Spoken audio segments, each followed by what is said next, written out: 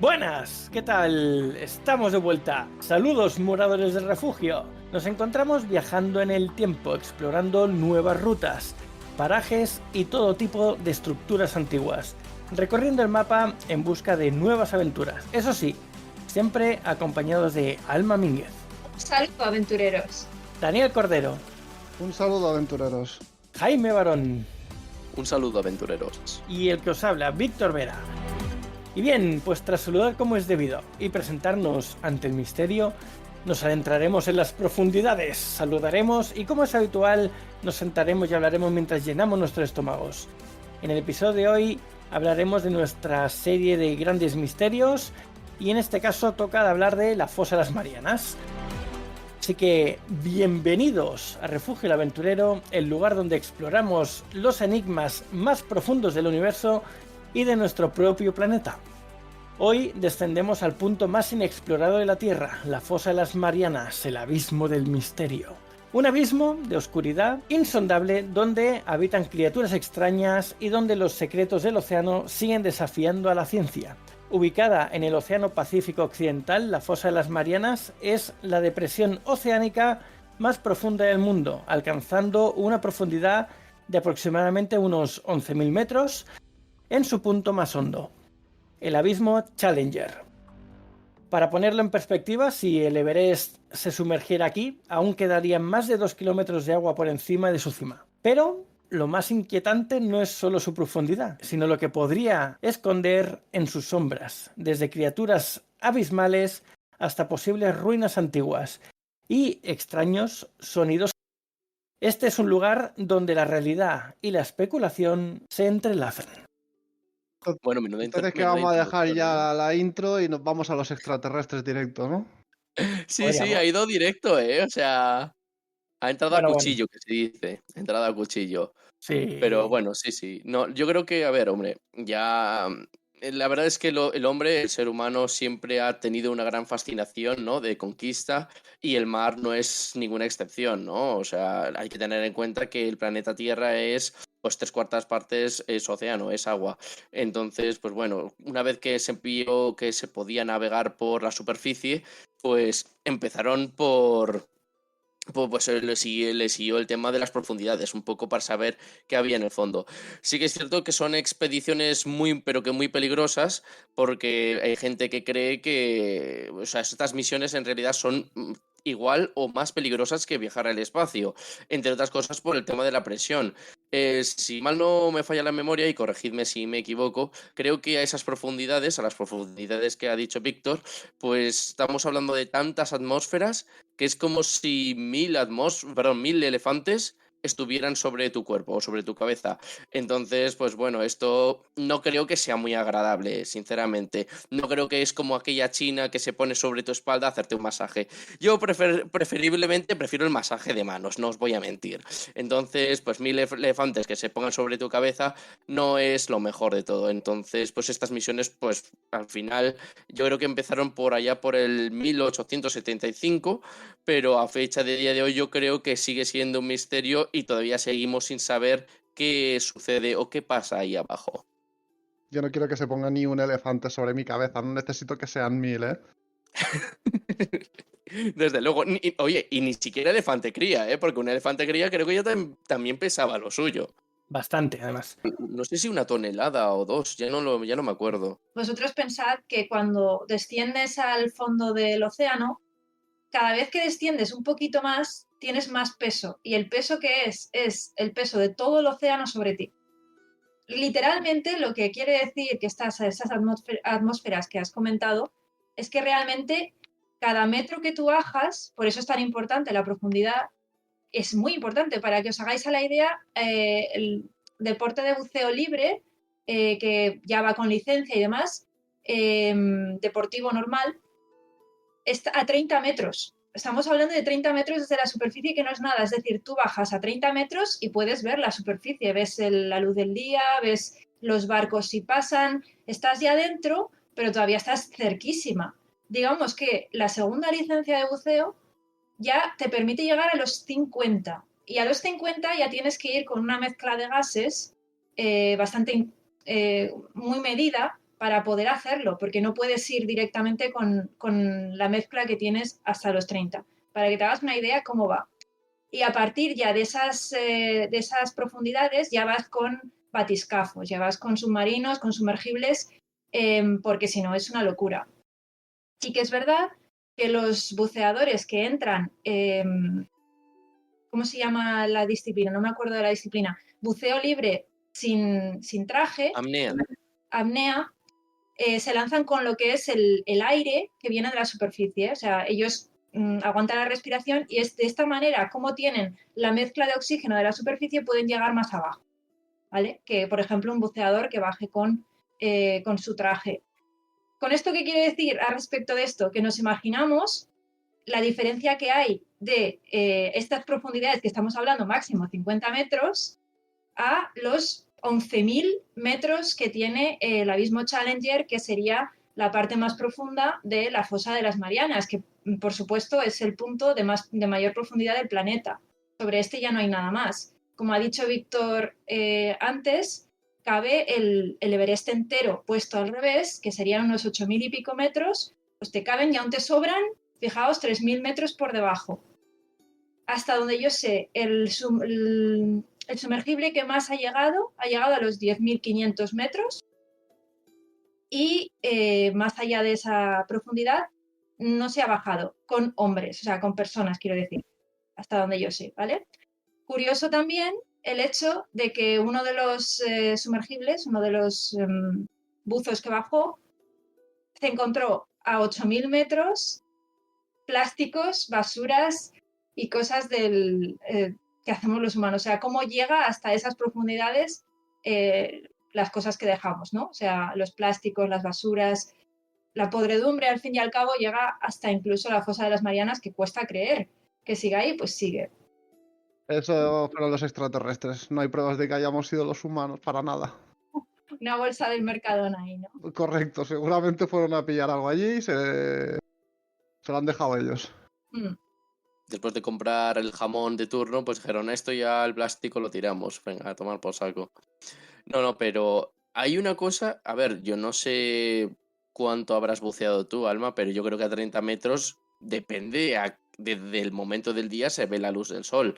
Si es a mediodía, sí, pero si es atardecer, ya te digo yo que a los 5 metros no ves nada, o sea, no ves ni la palma de tu mano. Si bajas de noche, no, que también hay inmersiones nocturnas, pero si bajas durante el día, se ve.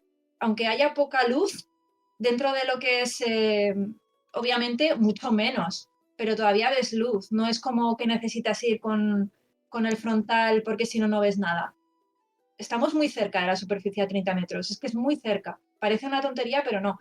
Obvio, cuando estás abajo es como un mundo diferente. No sé si alguno de vosotros ha probado el buceo, aquí en el chat también, pero es una auténtica pasada porque parece literalmente que estuvieras en el espacio o estuvieras en un planeta diferente. Es una sensación muy, muy, muy curiosa. Yo la recomiendo porque de verdad, o sea, tú bajas y de repente te encuentras en un mundo completamente distinto y dices, wow.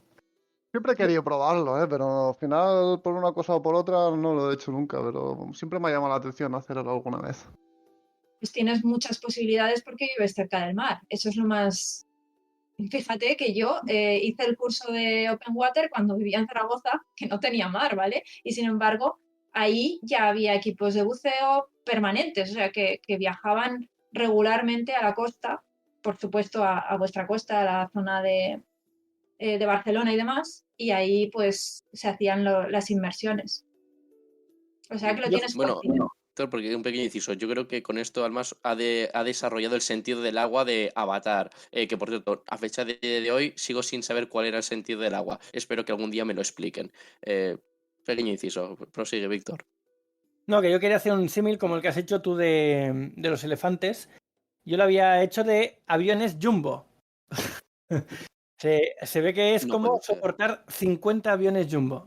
Ah, vale. Creí que ibas a decir 1.000 aviones jumbo y yo, pues la proporción entonces está muy mal hecha por uno o por otro. Vale, 50. No. El tema está en que cada 10 metros de profundidad es una atmósfera. Entonces, si es 11.000 metros, pues son 1.100 atmósferas lo que aguantas ahí abajo. Claro. Entonces, es peso, es bastante peso.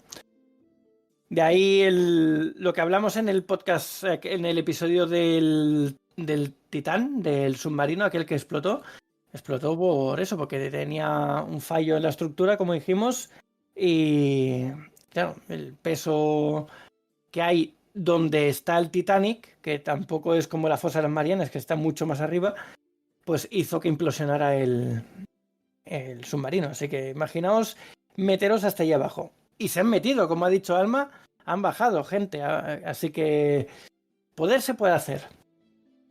El Titanic está a 3.500 metros. O sea, es que estamos hablando de una diferencia ostensible. Y aún así, para bajar allí la cagaron. Sí.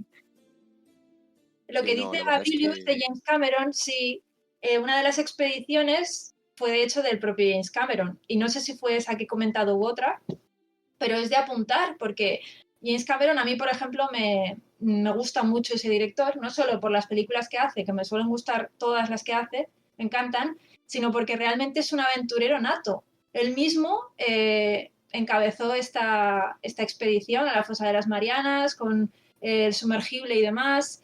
Ha hecho también, participó en una búsqueda de la Atlántida. Es un aventurero nato, se dedica a hacer pues, cosas al margen de sus películas súper chulas, que de hecho luego esto se traduce en las películas que hace. Y esto lo vemos. Si habéis visto la de Santuario, que es una película que a mí me gusta mucho, de hecho es la película que a mí me motivó para hacer buceo y hacer espeleología, sale todo el mundo del buceo en cuevas, de la exploración, todas esas cosas que a él le gusta hacer en su propia vida, ¿no? Las traslada al cine. Eso se ve en Avatar, se ve, bueno, incluso en Titanic, si me apuras, ¿vale? Me encanta James Cameron. Y sí, me parece genial que hiciera esta expedición como tantas otras que ha hecho. Y como has comentado tú también, allá abajo no llega la luz del sol. No. Así que, por lo que cualquier forma de vida ha debido adaptarse a las condiciones que hay allá abajo, de penumbra absoluta, de que no verse absolutamente nada, cero luz, excepto la que cualquier animal haga con su propio cuerpo. No hay ninguna otra luz ahí externa. Peces abisales, esos serían los peces abisales, creo. Sí. Y pues como has dicho también, han habido algunas expediciones, solo un puñado de misiones que han explorado el abismo, incluidas la del Trieste en el 1960 y la del cineasta James Cameron en 2012. He sacado algunos datos, ¿vale? Y precisamente la del Cameron, la primera inmersión en solitario, bajó con el vehículo Deep Sea Challenger y se fue a una profundidad de unos 10.908 metros. El tiempo de descenso fueron 2 horas 36 minutos y estuvo allí abajo 3 horas. Y encontró, documentó en alta definición el fondo de la fosa, revelando un paisaje desértico y sin vida aparente en la zona de aterrizaje. Se registraron organismos unicelulares gigantes llamados xenofióforos que pueden sobrevivir en ambientes extremos y se confirmó la ausencia de peces a más de 8.000 metros, sugiriendo que los peces no pueden sobrevivir a presiones superiores a este límite. Hombre, es que si sobrevivieran me preocuparía. De hecho, una vez un experimento consistió en hacer algo tan básico como meter, creo que era una cabeza de no sé de qué estaba compuesto, pero estaba compuesto de una goma muy, muy, muy resistente. Se metió en una cámara e hicieron el experimento de someterlo a una presión similar a la de las profundidades de las Marianas. Cuando la sacaron, pues se notaba que la cabeza se había visto reducida en tamaño y que no había recobrado su tamaño habitual. Y estamos hablando de una de las gomas más resistentes de todo el mundo, vuelvo a decir. Entonces, si esto le pasaba a un objeto inanimado, de hecho de uno de los materiales más resistentes, entonces a cualquier ser vivo lo aplasta. O sea, tienes que ser, para vivir en esa profundidad, o sea, tu cuerpo tiene que estar hecho de un material incluso más poderoso del que del de la goma. Si no, tu estructura, pues, o tu estructura ósea acaba completamente aniquilada. A ver, son organismos que ya han evolucionado para estar a esas profundidades, porque hasta los 8.000 o incluso más sí que se han encontrado especies de peces incluso, y especies bastante grandes. De hecho, hubo uno de los que bajaron, un español que fue hace poco, creo que en el 2022 me parece, que se llamaba Víctor, también, como tú, o Héctor, se llamaba Héctor. Oh, pobre Víctor, se ha quedado sin... Hay otro Víctor, ahora lo digo. Este expedicionario, él comentó que en estas profundidades, estábamos hablando ya de cercano a los 10.000 metros, sí que encontró peces, y encontró peces enormes, o sea, especies enormes, que no podríamos ni imaginar en la superficie. ¿Cuáles son? No lo sé, pero sí que hemos visto muchas veces que aparecen, incluso en las playas, se ha documentado pues que aparecen calamares de proporciones ciclópeas gigantes, que provienen de las profundidades abisales, y otro tipo de especies. Hace poco vimos a este pez negro que subió, que tuvo tanta fama, que dio la vuelta al mundo, que todo el mundo se creía que era gigante y luego era una cosita así chiquitita, negra, ¿os acordáis? Que llevaba como una especie de lámpara aquí, como si fuera un frontal, era muy curioso.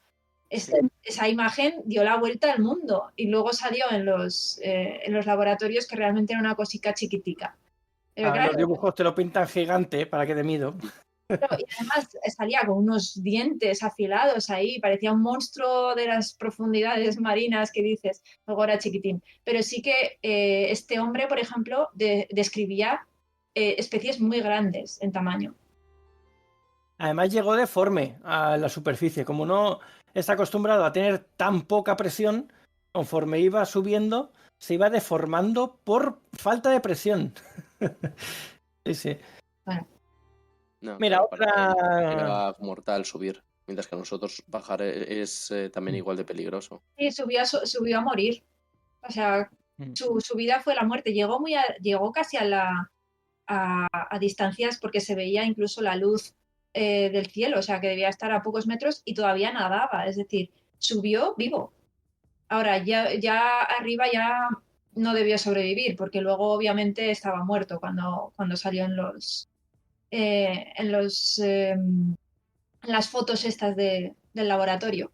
Ya no sé qué le pasó. Si alguien lo sabe, que me instruya. Porque me quedó mucha duda de cómo murió ese pobrecito pez. Entiendo que por la diferencia de, pues eso, de presión, el no estar acostumbrado a ese, pues eso, a fuera de su hábitat, vamos, no. La temperatura, todo. Mm.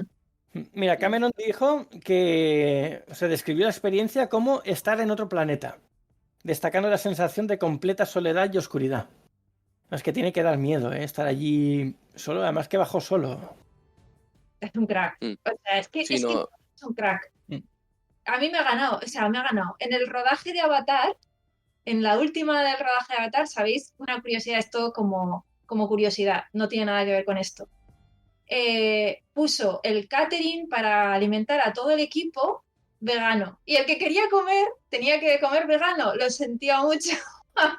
Obligó a todo el rodaje a comer vegano. Y bueno, ahí ya me ganó totalmente, ya en plan, te hago la ola, ¿vale? ¿Qué dirá Carlos respecto a esto, Alma? Carlos, ¿por qué? Hombre, si dice que si James Cameron, si dices que James Cameron ha ganado tu corazón, entonces yo creo Sí. que tu novio actual tendrá algo que decir, Pero en plan ¿no? fan, mi corazón en plan fan. Luego saldrá algún chanchullo que diré otra vez, ya se me ha vuelto a caer el mito, como Elon Musk y demás. Pero bueno, por el momento... Saldrá que, pues que realmente en vez de decía algo de vegano y se demostró que era el que comía más pez que de todos los del rodaje, seguro, algo así por el estilo. Un caníbal.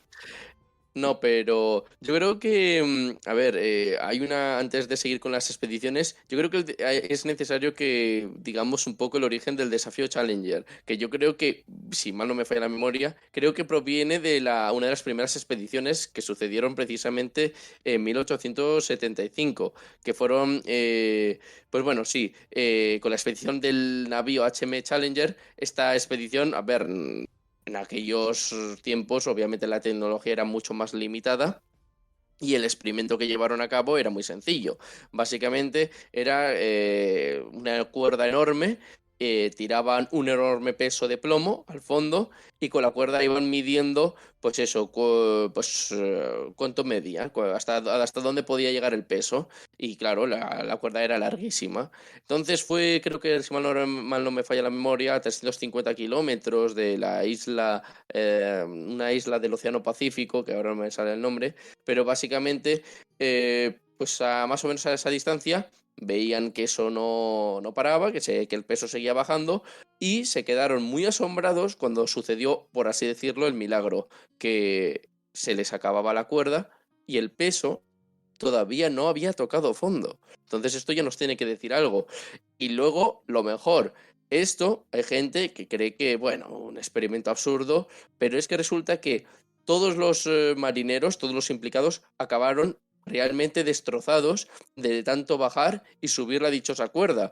Y alguno dirá que es un ejercicio absurdo. No, no, de absurdo nada.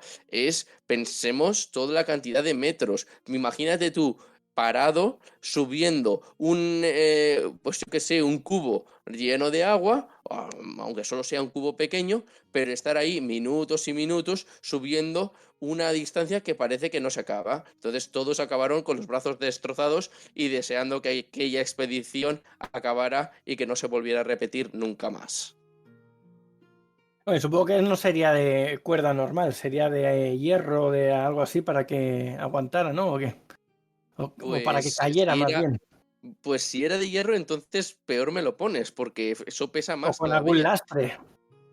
Algo tendría que tener abajo, pero sí que hiciese de peso para que cayese para Sí, abajo. no, tenía un peso muerto. No sé cuántos kilos estamos hablando, pero tenía que ser lo suficientemente pesado para que tampoco la corriente marina influyera. Pongamos que pesa 5 kilos, un peso muerto de 5 kilos de plomo, ¿vale? Y ya que en teoría, en principio, no es tampoco mucho, pero quédate a ti tú ahí minuto tras minuto subiendo, bajando, volviendo a bajar, volviendo a subir, y ya te digo yo que a los 10 minutos estás diciendo que esto acabe ya porque es que esto es un infierno. Y claro, estar ahí midiendo continuamente el océano, sí, muy interesante para la gente curiosa, pero para los marineros aquello debió de ser un infierno. Hombre, si decimos que cada tirón era medio metro y es un tirón por segundo, a medio metro por segundo, 11.000 metros son muchos segundos, tirando. Sí, o sea, si te quieres morir del asco. O se tenían que ir turnando, porque es que si no, yo no me lo explico. O sea, y fíjate tú que los marineros están preparados para tener fuerza.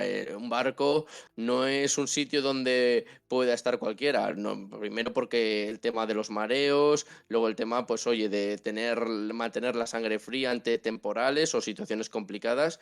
Y luego tercero, el tema de hacer nudos y de también mucha fuerza y técnica. Porque si vas ahí sin tener ningún tipo de fuerza, ya te digo yo que a los 2 minutos estás cansado y vamos, que no es una vida para cualquiera. Entonces, incluso para los marineros de aquella expedición que ya estaríamos hablando de gente con experiencia, pues que acabaran cansados, esto nos dice que al final, pues por muy poco que pesara el peso, ya fueran 4 o 5 kilos, se les debió de hacer una auténtica odisea de la cantidad de veces que lo hicieron y segundo, de que al final pues debía de ser aquello muy profundo. Hombre, que es 1 hora y media sin parar y sin aflojar. A saber lo que tardaron en subirlo. Y en bajarlo también, claro. Luego hicieron Bueno, una soga, hicieron una horca y se cargaron al capitán por haber tenido esa maravillosa idea. lo pusieron de lastre luego. Pero esta vez no lo subieron, esta vez lo dejaron. Ahí te quedas, idiota. Quédate con tu fondo marino. Váyatela. Bueno, tenemos también la misión Trieste, la que hablaba antes. Esta fue la primera hazaña humana. Los protagonistas son Jacques Picard, oceanógrafo suizo, y Don Walsh, teniente de la Marina de Estados Unidos. El vehículo fue el batiscafo Trieste y bajaron a 10.911 metros, 3 metros más que James Cameron. Estuvieron 4 horas 47 minutos de descenso, bastante más que James Cameron, un par de horitas más de descenso, y estuvieron solo 20 minutos ahí abajo. Confirmaron que en las profundidades extremas existe vida, desmintiendo la creencia de que era un entorno completamente estéril, a lo contrario que decía Cameron. También tengo que decir que estos bajaron antes, del 1960 es esto.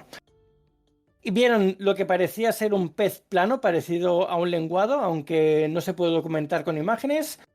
Y la estructura del Trieste soportó una presión enorme, pero la ventanilla de plexiglas del vehículo sufrió daños debido al descenso. Aún bajando más lento, 2 horas más lento, tardando el doble que James Cameron, tuvieron problemas con la presión. Y un dato curioso es que el impacto de la expedición fue tan grande que la NASA usó algunos de sus hallazgos para desarrollar futuras misiones espaciales. ¿Vale? Porque, bueno, lo comentabas tú al principio, que obviamente bajar aquí abajo es muchísimo más difícil, diría yo, que ir al espacio, porque el espacio está vacío. El agua tampoco es que sea muy difícil de atravesar, pero tienes que tener una estructura muy, muy fuerte para aguantar toda esa presión. Y lo difícil del espacio es la potencia de empuje. El resto, pues bueno, con que sea resistente a la fuerza G que genera y que no se pierda el aire dentro, ya es suficiente. Sí. De hecho, es que es cierto, a veces se comenta, pero es verdad que sabemos menos de lo que son las profundidades abisales, aunque haya habido estas expediciones y haya mediciones y demás, sabemos muy poco de lo que existe ahí. Sabemos menos que del espacio en sí mismo, del espacio cercano, obvio. Si nos metemos en qué sabemos de todo el universo, pues ya no. Pero de lo que es la supervivencia a grandes profundidades con la supervivencia en el espacio es mucho más fácil la del espacio. La del espacio, básicamente, la supervivencia consiste primero en vencer lo que es la atmósfera, que es lo que más nos cuesta, por eso del tema de los cohetes, la gravedad y demás. Si eso lo solventamos con algún tipo de pues, un ascensor espacial o bases ya directamente en la Luna o bases que orbitan en la Tierra y demás, ya quitamos este tema. Luego la supervivencia ahí arriba es más sencilla en cuanto a protección de las ondas, ya las ondas ultravioletas, todas las del sol, la radiación y demás. Luego, tener un soporte vital para poder, obviamente, respirar. Necesitamos una atmósfera artificial y poco más. Y bueno, y luego, por supuesto, la degradación del cuerpo, que al estar en el vacío, en el espacio, sabemos que la densidad ósea se va perdiendo a marchas forzadas. Es decir, incluso astronautas que han estado simplemente 6 meses, un año, vuelven con una deficiencia importante, incluso de musculatura y de hueso importante, aun cuando ahí están practicando deporte también lo que pueden para no perder, para perder menos. Claro, pero es lo que tú dices, es para perder menos, porque al final acabas perdiendo igual.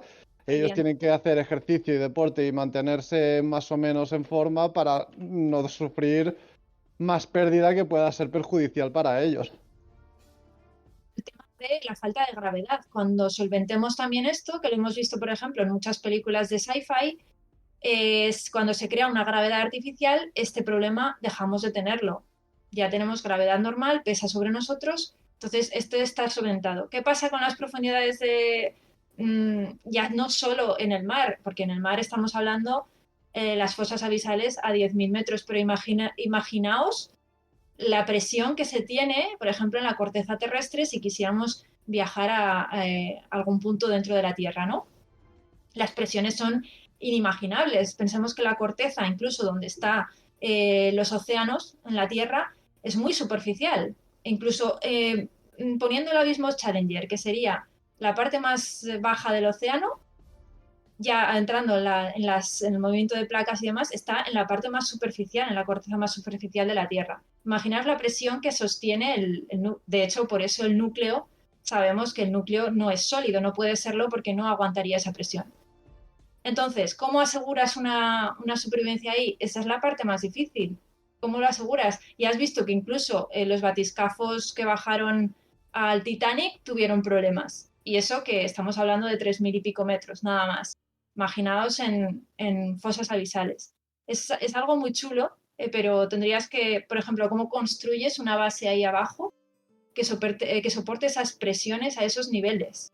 Es que es muy fuerte, ¿eh? Es muy complicado si os paráis a pensarlo. A mí me parece un tema fascinante. Por eso empecé a escribir una novela del tema, pero la dejé porque tenía muchas cosas que hacer.